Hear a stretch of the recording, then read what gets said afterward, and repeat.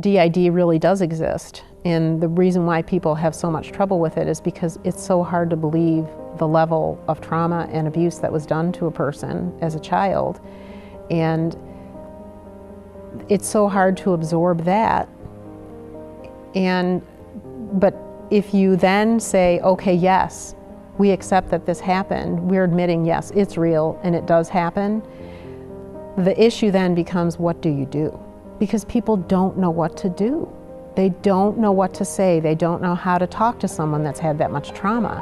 Sarah Desjardins, to all outward appearances, is an engaging, highly intelligent, well-adjusted, and successful woman. No one, not even Sarah herself, could have imagined the horrific childhood abuses that led to the development of a coping mechanism called Dissociative Identity Disorder, commonly known as multiple personalities. Coming face to face with Dissociative Identity Disorder this week on My Healthy Mind. Let's talk about it.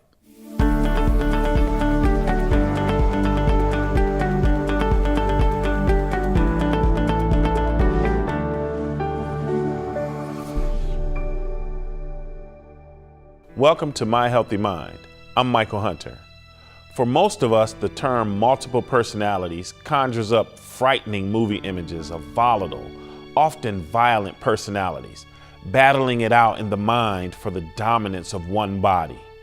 In these sensationalized accounts, the tormented individual is frequently unaware of some or all of these alter egos and may be portrayed as irrational, even threatening. Sarah Desjardins is none of these things.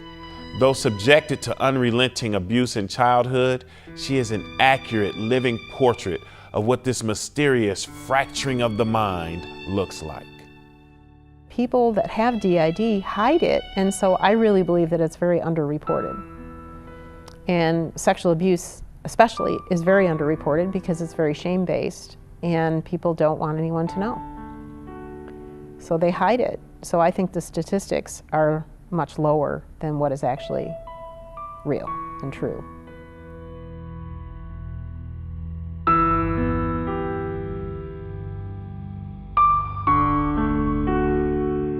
Symptoms of DID would be the sensation of not being in yourself, maybe being stepped back and someone else operating things in front of you, having a feeling of separateness that you're not in charge.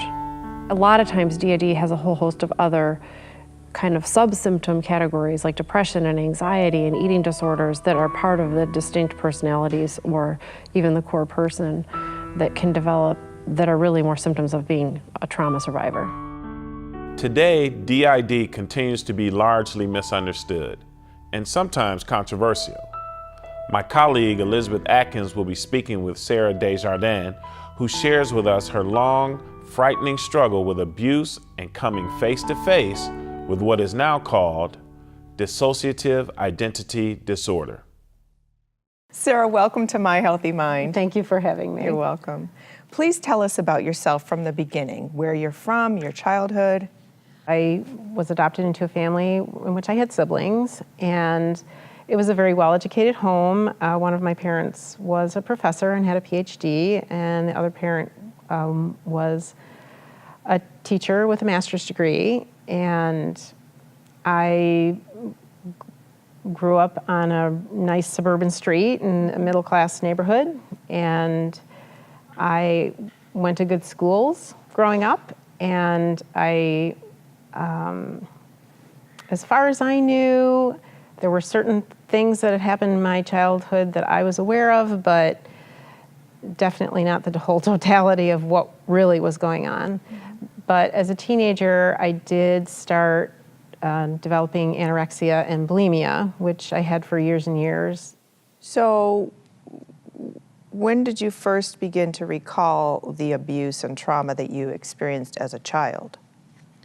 Well, I had abuse that I remembered with one particular person, and that was something I was conscious of, and I thought that was the extent of what had happened to me, and that was traumatizing in itself for me, and it took me a while to go through working that out.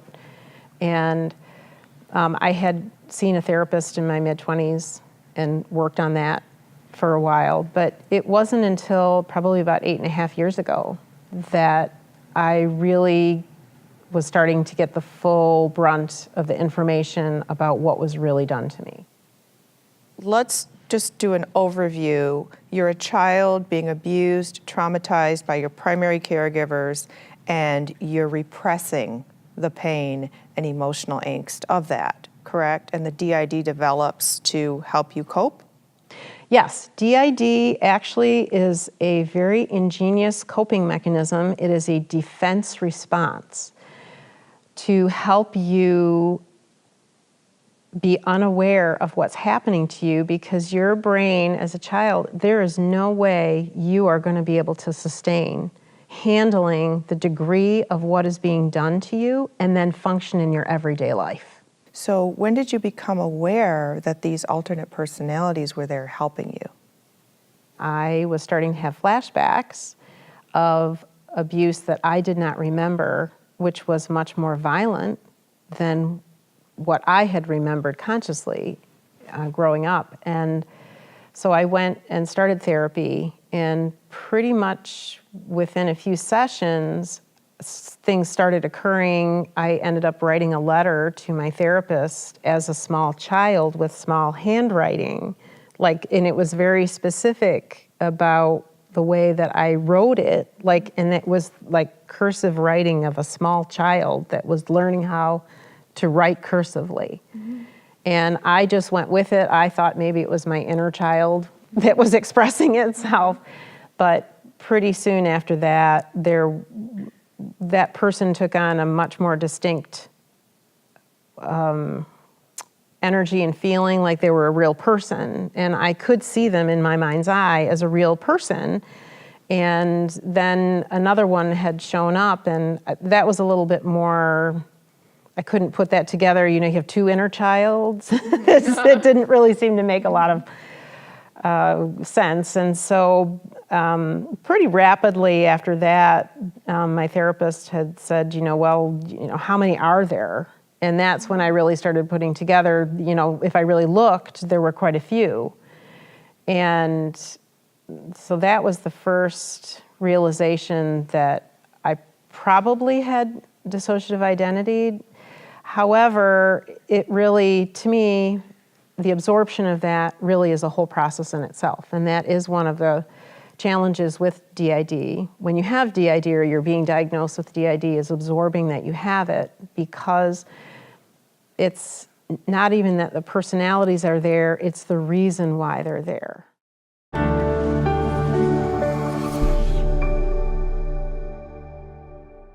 Stress, depression, and severe mental illness can happen to anyone.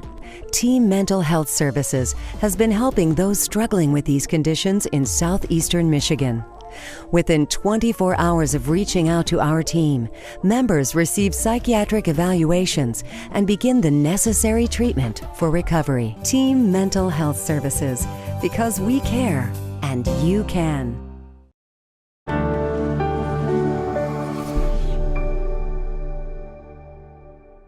And that's one of the issues with DID. With my people, they'd say, we don't understand. Why didn't anyone rescue us?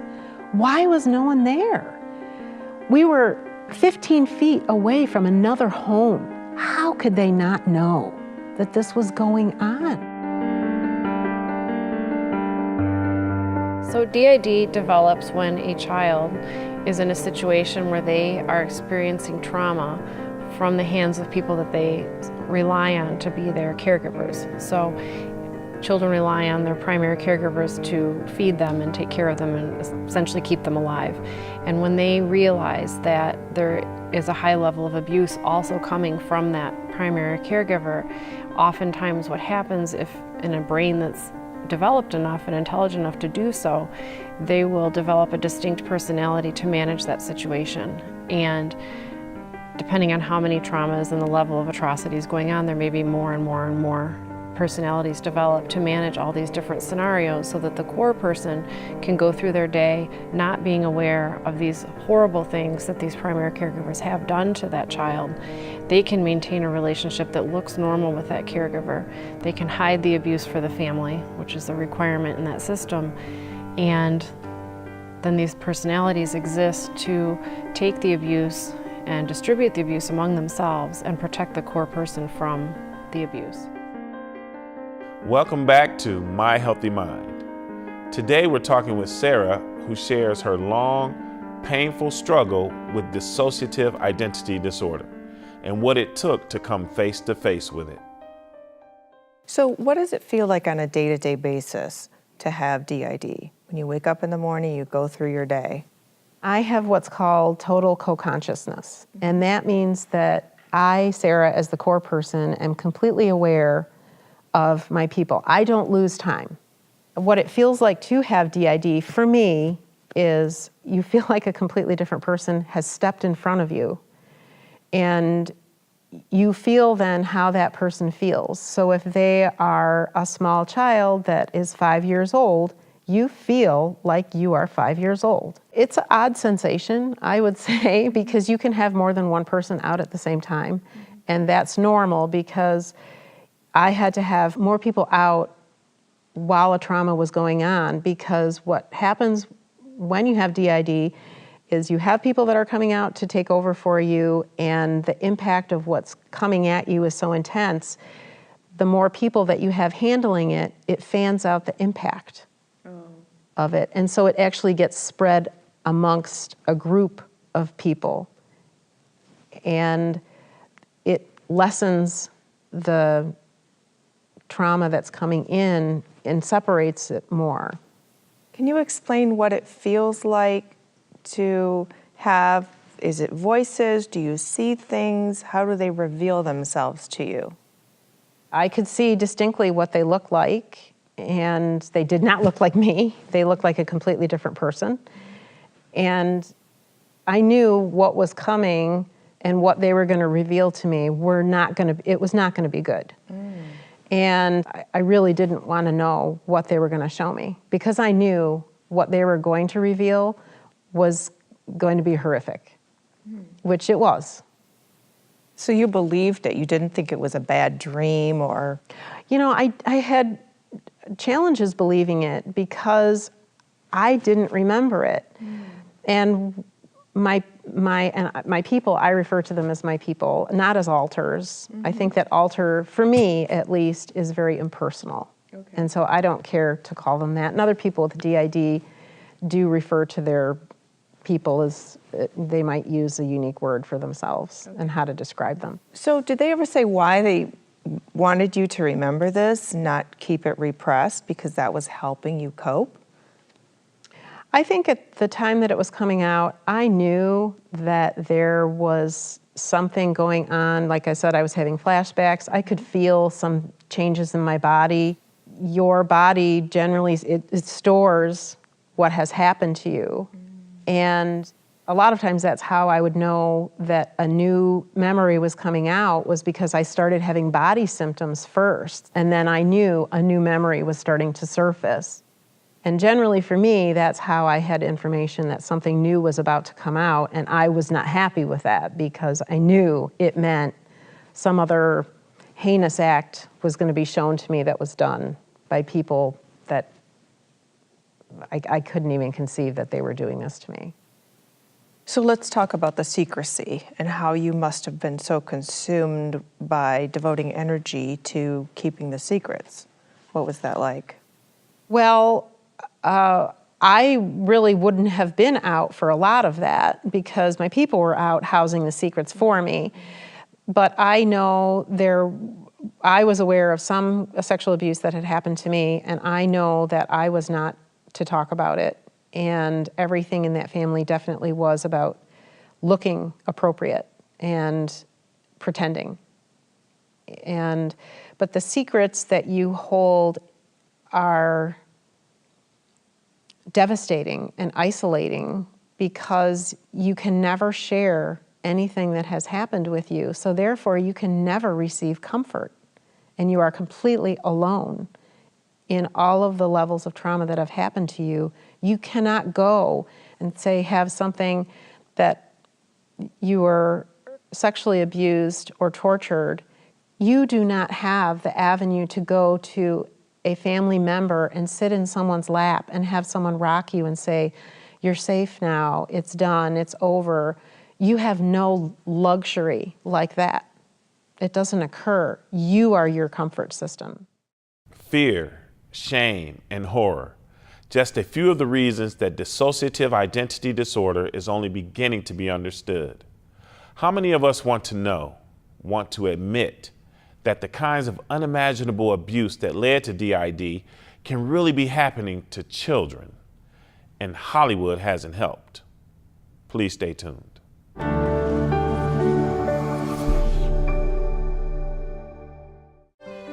Welcome to My Healthy Mind, A show that dares to talk about mental health matters that touch nearly every family. Each week you'll meet guests who share their stories, hear from local experts, and learn about resources that may help. And so I was in a committee meeting at the House of Representatives when I realized that my daughter had autism. We need to take the stigma away from mental health issues. No topics about mental health and wellness are off limits on our show. Let's talk about it on My Healthy Mind.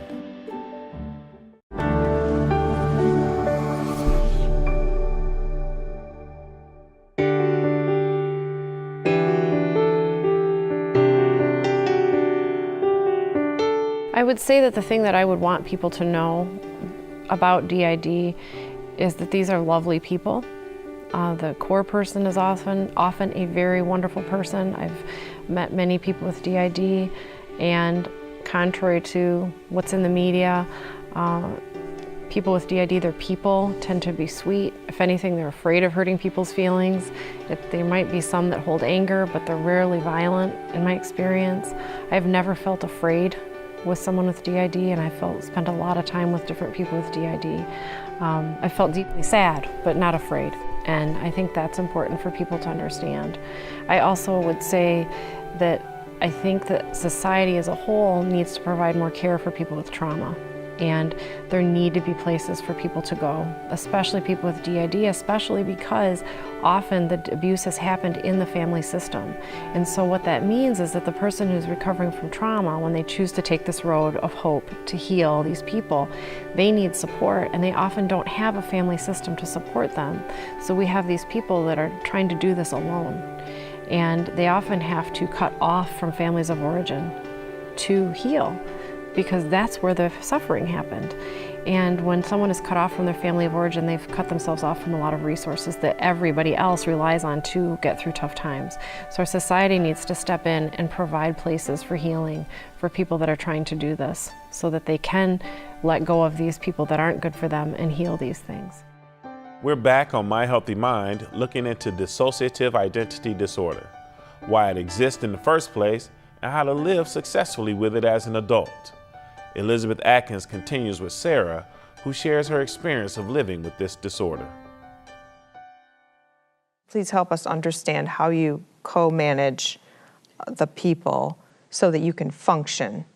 That's a good way to put it, co-managing it, because I do. I'm a therapist. I'm the person that's in charge, and I have to tell them, no, you can't come out right now, or you need to go further back. And some of them say, no, it's my turn. I want to be out.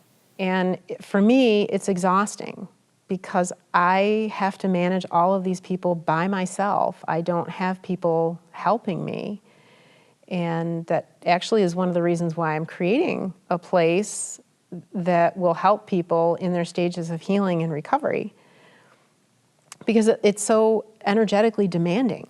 So did you begin some sort of treatment, and what was that treatment? The treatment that I had for DID is having the memories come out and then talking. A lot of it is talking, because my personalities were there to take over for me when I could not be present because what was happening was too traumatic, and they never had anyone validate their experience. And so for DID, it's so important that their people get to talk about what happened to them and have people actively be present and listening, because you so badly need someone to hear your story of what happened, and that is key.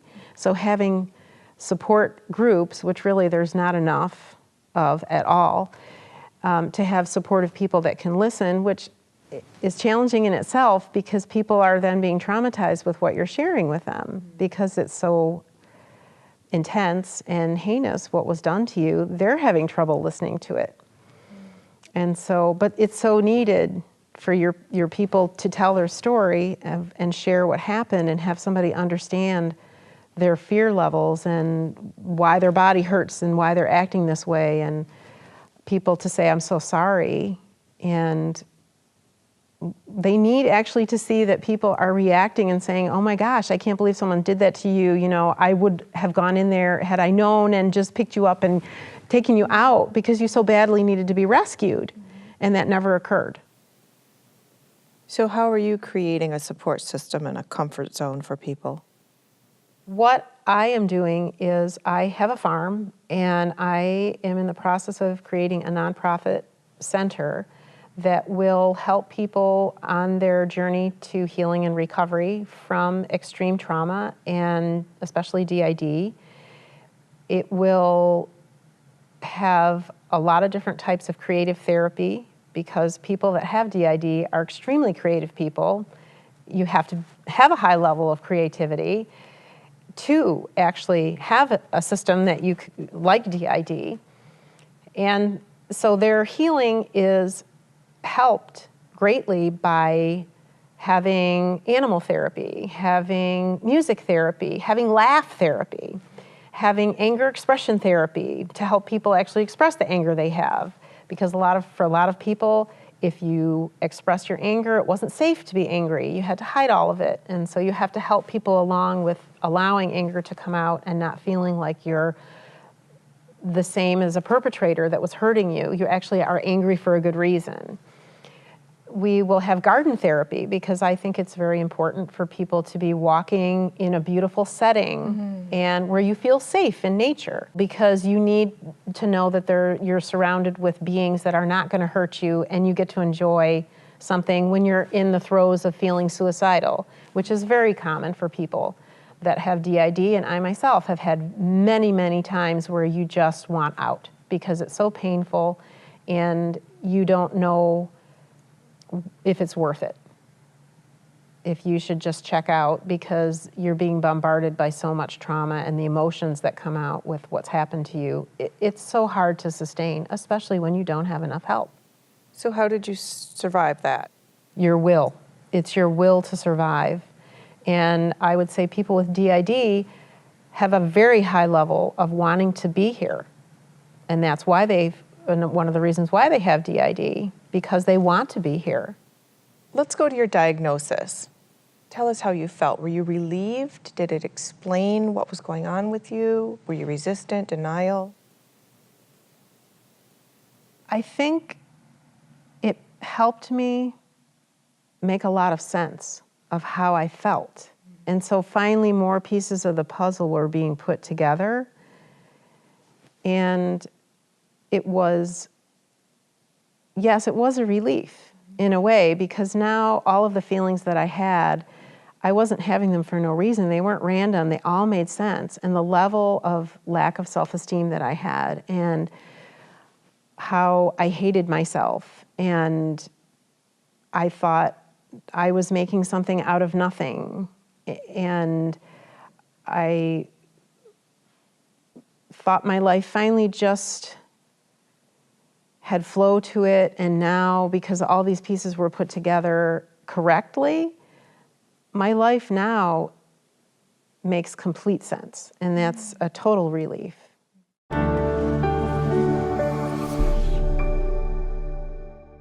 Stress, depression, and severe mental illness can happen to anyone.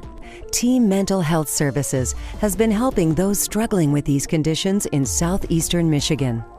Within 24 hours of reaching out to our team, members receive psychiatric evaluations and begin the necessary treatment for recovery. Team Mental Health Services, because we care and you can.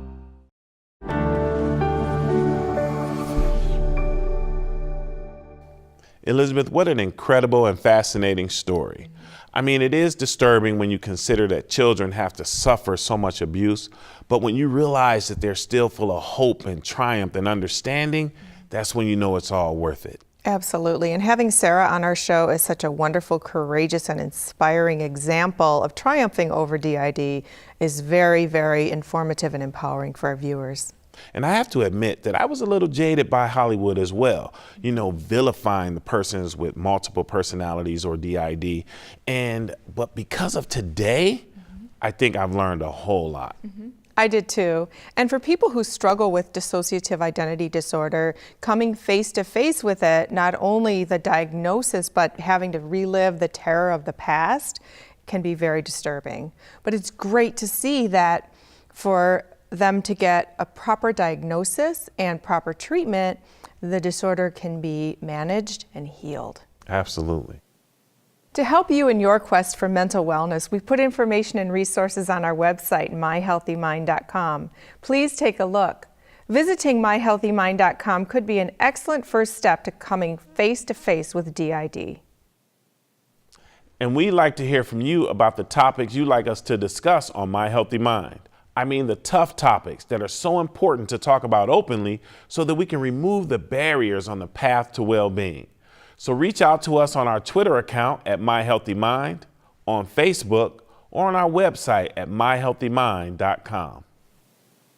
Thanks for watching. We'll see you next week for another edition of My Healthy Mind. Let's talk about it. Now we'll leave you with My Healthy Minute. My Healthy Minute, covering breaking mental health news, legislation, discoveries, and resources. NAMI is the National Alliance on Mental Illness, the nation's largest grassroots mental health organization dedicated to building better lives for the millions of Americans affected by mental illness, including children with serious emotional disorders, through education, advocacy, and research. NAMI Michigan connects national resources with local affiliate passion and action. We connect affiliate, family, and consumer involvement to influence public policy at the state level. NAMI wants you to know, don't be afraid if you or someone you know needs help. Diagnosis is the first step, but knowing your own preferences and goals is also important. Treatment for mental illnesses vary by person and by diagnosis. There is no one-size-fits-all treatment. Treatment options can include medication, therapy, social supports, and education. Remember, the first step to getting help is to say it out loud. You are not alone. We are here to help. Let's talk about it.